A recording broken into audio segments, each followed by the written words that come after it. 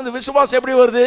தேவனுடைய வார்த்தையினாலே வருது. விசுவாசம் கேள்வியினால் வரும், கேள்வி தேவனுடைய வசனத்தினால் வரும். அப்போ இருதயம் முக்கியம், வசனம் இருதயத்துக்குள்ளே போகிறது முக்கியம். இப்படி தான் விசுவாசத்தால் நீதிமான் பிழைப்பான். எப்படி ஒரு நீதிமான் வாழுகிறான், தேவனுடைய பிள்ளை எப்படி வாழுகிறான்? வசனமாகிய இந்த அற்புதமான காணப்படாத உலகத்தை சேர்ந்த சக்தி வாய்ந்த இந்த ஒரு காரியம், வசனம் என்கிற காரியம், தேவனுடைய வார்த்தைங்கிற காரியம், இந்த காணப்படாத உலகத்தை சேர்ந்த ஆவி மனுஷனுக்குள்ளே செல்லுகிறது, காரியங்களை நடப்பிக்கிறது. இது மாதிரி தான், இதில் தான் நம்ம வாழுகிறோம். நான் வாழ்ந்து வந்த காலத்தில் விசுவாசத்தில் வாழ்கிறதுனா, அந்த காலத்தில் பிரசங்கியாருங்க என்ன சொல்லிட்டாங்க, இப்படி சொல்லுவாங்க, அவர் கவர்மெண்ட் வேலையில் இருக்கிறாருங்க, நான் ஃபெய்த்தில் இருக்கிறேன். அப்படின்னா என்ன அர்த்தம்னா, அவருக்கு நல்ல சம்பளம் வருது, நல்லா இருக்கிறார், அவருக்கு என்ன கவலை, மாசானா 1ஆம் தேதி சம்பளம் வந்துடுது, எனக்கு நான் வேலையை எழுதி கொடுத்துட்டேன், கர்த்தரை நம்பி இருக்கிறேன். பார்த்தா பரிதாமல் வேறு இருப்பார். இப்போ நான் நினைக்கிறது உண்டு, என்ன பண்ணாலும் இந்த ஆளுங்க மாதிரி விசுவாசத்தில் மட்டும் வாழ்ந்துடக்கூடாது. விசுவாசத்தில் வாழ்ந்தால் அதுதான் ரொம்ப இருக்கிறதுலே லோ கிளாஸ் லிவிங்னு நினச்சிட்டு இருந்தேன்.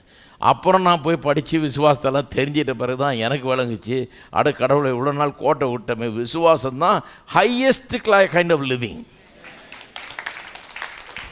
உலகத்தில் வேலை செய்கிறவர்களாக இருந்தாலும் சரி, ஊழியம் செய்கிறவர்களாக இருந்தாலும் சரி, எல்லாருமே விசுவாசத்தில் தான் வாழணும். விசுவாசத்தில் வாழுகிறது என்றால் என்ன? விசுவாசத்தில் வாழுகிறது என்றால் காணப்படாத உலகத்தை சிருஷ்டித்த வல்லமையாக இருக்கிற அந்த வார்த்தை என்னுடைய இருதயமாகி இந்த உள்ளான மனுஷனுக்குள்ளே சென்று என்னை உருவாக்குகிறது. உலகங்களை தேவன் தம்முடைய வார்த்தையினால் உண்டாக்குனது போல எனக்கு ஒரு வளமான வாழ்க்கை, ஆசீர்வாதமான ஒரு வாழ்க்கை, பிரயோஜனம் உள்ள வாழ்க்கை, வார்த்தை ஆகிய அந்த வல்லமை மிக்க அந்த காரியம், உலகத்தை உண்டாக்கின வார்த்தை என்னுடைய இருதயத்துக்குள்ளே சென்று என்னுடைய உலகத்தை, என்னுடைய வாழ்க்கையை உருவாக்குகிறது. தான் விசுவாச வாழ்க்கை. என்ன ஹை கிளாஸ் லிவிங் பாருங்க. இது